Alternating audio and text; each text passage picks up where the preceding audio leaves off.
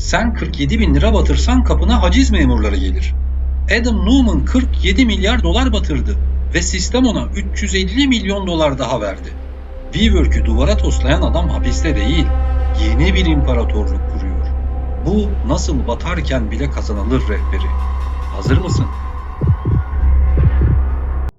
Bu hikaye tanıdık bir klişeyle başlıyor. Ama sonu hiç öyle bitmiyor. Adam 1979'da İsrail'de doğdu. Donanmada askerlik yaptı, disiplini öğrendi. 22 yaşında New York'a geldiğinde cebinde 5 parası yoktu. Aklında ise dünyayı fethetme fikri vardı. İlk denemeleri tam bir fiyaskoydu. Kadınlar için katlanabilir topuklu ayakkabılar yaptı ve battı. Dizlikli bebek kıyafetleri çöp oldu. Herkes bu adamdan olmaz derken 2010 yılında Miguel McKelvey ile tanıştı ve WeWork doğdu. Kağıt üzerinde fikir basitti. Ofis binalarını ucuza kirala, içini süsle, küçük parçalara böl ve startuplara fahiş fiyata sat. Formül belliydi. Ücretsiz bira, langırt masaları, duvarda motivasyon sloganları yazan neon tabelalar. Buna ofis demediler. Buna topluluk dediler. Ama Numann'ın dehası gayrimenkulde değil, pazarlamadaydı. O insanlara metrekare satmıyordu, bir vizyon satıyordu. Yatırımcılara gidip biz ofis kiralıyoruz demedi. Dünyanın bilincini yükseltiyoruz dedi. Bir yaşam tarzı inşa ediyoruz dedi. Bu cümleler kulağa saçma gelebilir ama Silikon Vadisi'nde bu cümleler milyar dolar değerindeydi. İkna kuvveti o kadar yüksekti ki SoftBank'in efsanevi CEO'su Masayoshi Son, Neumann ile sadece 12 dakika görüştü. Sadece 12 dakika. Ve ona 4,4 milyar dolarlık bir yatırım teklif etti.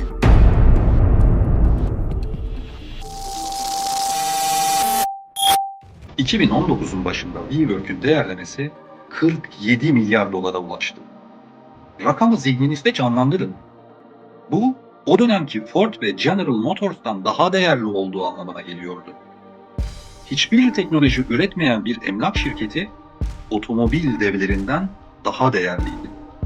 Neumann artık bir CEO değil, bir rockstardı. 60 milyon dolarlık jetiyle dünyayı geziyor. Jette iddialara göre uyuşturucu partileri veriyor. Malibu'da villalar, New York'ta çatı katları. Para sanki hiç bitmeyecek bir nehir gibi akıyor. Ama perde arkasında işler parlak neon tabelalar kadar güzel değildi. Şirket kazandığı her bir dolar için 2 dolar harcıyordu. Her yeni ofis daha derin bir zarar çukuru demekti. Ama kimse dur demedi. Çünkü müzik devam ettiği sürece herkes dans etmek zorundaydı. Ve Adam bu kaosun içinde kendi kurallarını yazmaya başladı. Yaptıkları kurumsal açgözlülüğün ders kitaplarına girecek cinsten. V kelimesinin marka hakkını aldı, sonra bu kelimeyi kendi şirketine 6 milyon dolara sattı. Evet, kendi şirketine kelime sattı. Şirket üzerinden milyonlarca dolar kişisel kredi çekti. Üstelik faizsiz. Kendine binalar satın aldı, sonra bu binaları WeWork'e fahiş fiyatlara kiraladı. Yani sol cebinden alıp sağ cebine koydu. Faturayı yatırımcıya kesti. Bu bir yöntem hatası değildi. Bu, Silikon Vadisi'nin altın çağında yaşanan kolektif bir delilikti. Ve uyanış çok acı olacak. Ağustos 2019'da WeWork halka arz belgelerini yayınladı. Bu, sihirbazın sırrının ifşa olduğu andı. Yatırımcılar ve analistler belgelere baktığında gözlerine inanamadı. Şirket sadece para kaybetmiyordu, kan kaybediyordu. Ve Neumann'ın yetkileri bir diktatörden farksızdı. Balon iğneyle buluştu. Halka arz iptal edildi. WeWork'ün değerlemesi haftalar içinde 47 milyar dolardan 10 milyar doların altına çakıldı. 24 Eylül 2019'da Adam Neumann CEO'luktan kovuldu. Şimdi sıkıldı. Normal bir dünyada bir şirketi batıran CEO tazminatsız gönderilir. Hatta dava edilir değil mi? Ama burası Adam'ın dünyası. O şirketten ayrılmak, yani sadece gitmek için SoftBank'ten yaklaşık 1,7 milyar dolarlık bir çıkış paketi kopardı. Binlerce WeWork çalışanı tazminatsız kapının önüne konarken, hisse senetleri tuvalet kağıdına dönerken Adam şirket binasından milyarder çıktı. Kasım 2023'te WeWork iflas bayrağını çekti. Bir zamanların devi sadece 450 milyon dolara, yani zirve değerinin %1'ine satıldı. Herkes Adam Neumann bitti dedi. Kimse ona bir daha kuruş vermez dedi. Ama unuttukları bir şey vardı. Adam Neumann emlak işinde değildi. O ikna işindeydi. 2022'de geri döndü. Bu kez oyunun kurallarını değiştirmişti. Hedefinde yine Y ve Z kuşağı vardı ama strateji başkaydı. Artık kiracı değildi. Ev sahibiydi. Silikon Vadisi'nin devi Andreessen Horowitz, Adam Neumann'a tek seferde 350 milyon dolarlık bir çek yazdı. Bu, şirketin tarihinde tek bir kişiye verdiği en büyük çek oldu.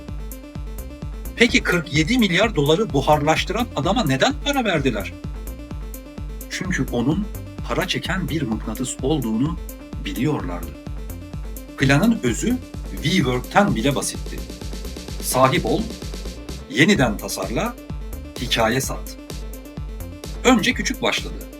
Bir villa aldı, tadilat yaptı, lüks etiketini yapıştırdı ve piyasaya sürdü. Sonra bunu tekrar etti.